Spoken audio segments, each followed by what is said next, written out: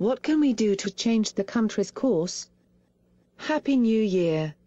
To start the new year, I wanted to talk about a new resolution and the thoughts that inspired it. A few days ago someone commented, "Your posts make sense, but at this point what can be done to change the course we are on?" To begin, let's look at where we are and how we got here.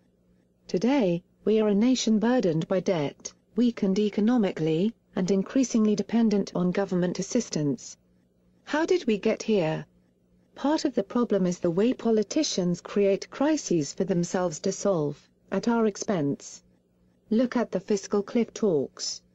The Congress and President created the problem by overspending, but spending cuts are virtually off the table. Their solution of raising taxes doesn't solve the problem. Or look at the political reaction to the Sandy Hook shootings. Politicians immediately sought to gain power by connecting the tragedy to their desire for gun control. They seek to play on our emotions to infringe on our rights, and increase their own power. If their motive was to reduce mass violence, they wouldn't continue pushing solutions that do not work. These two examples are only a small sample of what has been going on. Going forward, the government will revisit these issues and others they created, like the Farm Bill. And here's why: politicians don't really intend to solve these problems. They're better served by creating temporary fixes that give themselves more power but prolong the problems. They can do this because demagogue politicians have made an effort to keep us uninformed. Over the last century our schools have stopped teaching the philosophy behind the Constitution and why strict limits to power are necessary. The media has been used to dispirit us, to make us believe that our national problems are too complex to be solved by us common folk. Only experts can be trusted. Our fast-paced culture has lent credibility to the legislators' calls for quick action, often at the expense of understanding legislation. Recognizing this problem is half the battle. The rest of the work comes in finding the way out. The solution we can effect is one touched on by our founding fathers, many years ago. Early Americans learned the principles behind the development of our Constitution.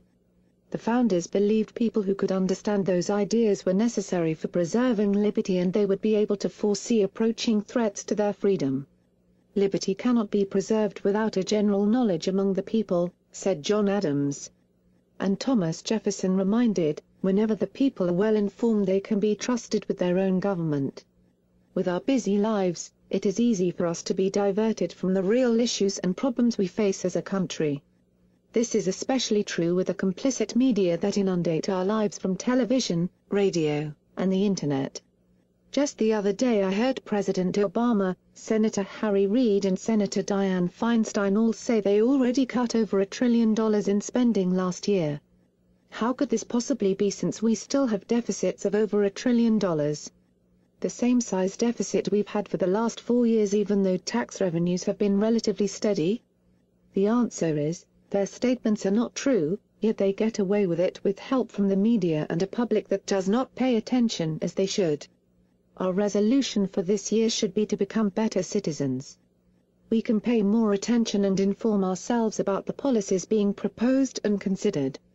We can consider if these policy proposals are in line with our founding principles, and we can work to inform others. As president of the Massachusetts Congress, Dr. Joseph Warren said in 1775 to his fellow Americans, "Our country is in danger, but not to be despaired of. On you depend the fortunes of America. You are to decide the important question upon which rests the happiness and the liberty of millions yet unborn. Act worthy of yourselves." That should be all of our resolutions. Happy New Year!